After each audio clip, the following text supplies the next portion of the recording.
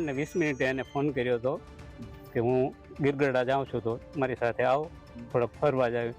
તો કે મારે નિરણ જરાય નથી, સુકેલી નથી, તો ક્યાંકથી નિરણનો બંદોબસ્ત કરવા માટે ગાય ભૂખી છે, નિરણ વાઢવા એટલે મારી સાથે ન આવ્યો. તમને મારી સાથે 2-3 વાર એ બાબતમાં ચર્ચા થઈ હતી. મેં એને કીધું કે ભાઈ આ એકનું નથી, બધાનું છે ને 1 વર્ષ. પણ તો કે દીકરીના કાલે લગ્ન આવી જશે, આ કોકના ઉછીના લીધા એના કઈ રીતે દેવા, નિરણ નથી કે દાણાય નથી.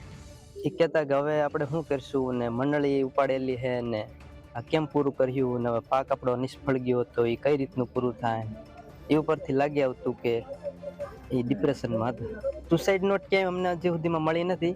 વાતચીત કરેલી છે પણ એ બહુ નોર્મલ છે. મારી હારે તો નથી થઈ, પણ એને એક મિત્ર છે કાળુભાઈ કરીને, એની હારે 3 કે 3.5 ગાળામાં થઈ હતી.